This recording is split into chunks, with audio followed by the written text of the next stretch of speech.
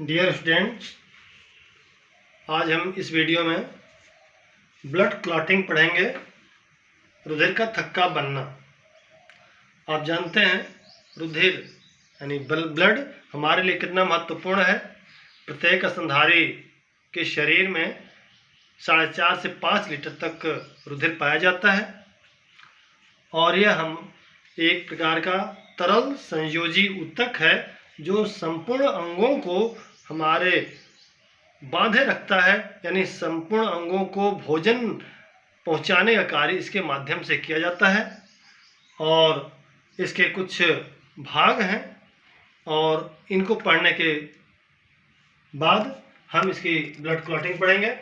जैसा कि आप जानते हो कि ब्लड के 2 पार्ट होते हैं, रुधिर कणिकाएं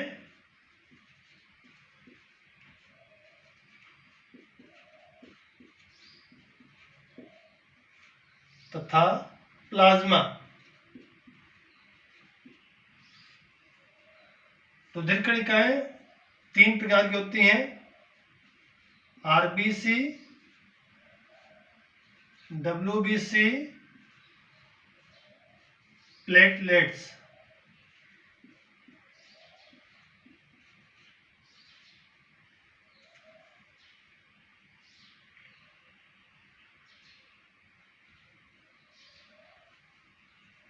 तथा प्लाज्मा में कार्बनिक पदार्थ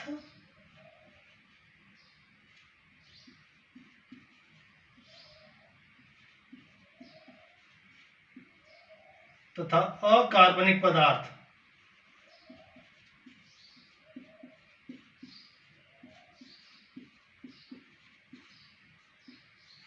कार्बनिक पदार्थ में कार्बोहाइड्रेट, वसा, प्रोटीन, विटामिन। अकार्बनिक पदार्थ में sodium, potassium, calcium, magnesium, iron.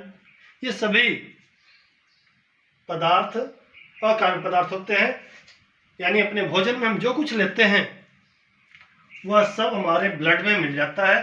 Plasma और रुधिर कणिकाओं में संपूर्ण रुधिर का 55% प्लाज्मा होता है और 45% रुधिर कणिकाएं होती हैं। इस प्लाज्मा में भी 90% जल होता है। जल हमारे लिए बहुत ही आवश्यक है, बार बार जल की आवश्यकता पड़ती है और जल के कारण ही यह तरल संयोजी ऊतक है।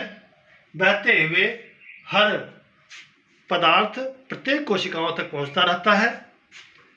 आप जानते हो आरबीसी ऑक्सीजन का परिवहन करती है। जो हम सांस लेते हैं, सांस लेने में जो ऑक्सीजन हमारे अंदर प्रवेश करती है, ऑक्सीजन को ऑक्सी हीमोग्लोबिन के रूप में प्रत्येक कोशिकाओं तक पहुंचाया जाता है।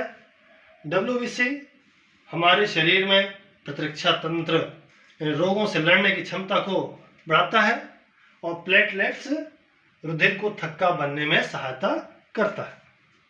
तो यहाँ पर हम रुधिर को थक्का बनने की प्रक्रिया को हम पढ़ेंगे, क्योंकि रुधिर हमारे शरीर के लिए अति महत्वपूर्ण है। इसलिए यह नष्ट न हो, जाने अनजाने हमें चोट लग जाती है और लगने के बाद ब्लड बाहर निकल जाता है। और इससे हम कैसे रोक सकते हैं? प्रकृति के द्वारा थक्का तो बनाया जाता है, लेकिन हमारा भी उसमें कुछ योगदान होता है। तो कैसे हमारे शरीर में रुधिर थक्का बन जाता है, इसकी प्रक्रिया को हम इस चार्ट के माध्यम से पढ़ेंगे। इस फ्लो चार्ट के माध्यम से हम रुधिर के थक्का बनने की प्रक्रिया को समझेंगे। हमें जाने अनजाने कहीं चोट लग जाती है तो वहाँ पे ऊतक क्षति होती है, कोशिकाएं नष्ट होती हैं। कोशिकाएं जब नष्ट होती हैं उसी दौरान उनसे लाइपोप्रोटीन तथा फास्फोलिपिड स्रावित होता है। उसी दौरान रुधिर केशिकाएं टूटती है और उसमें उपस्थित प्लेटलेट्स भी टूटते हैं। प्लेटलेट्स के द्वारा भी फास्फोलिपिड और लाइपोप्रोटीन बाहर निकलता है। इन दोनों अवयवों को हम फैक्टर 3 कहते हैं और इसे थ्रोम्बोप्लास्टिन भी कहा जाता है।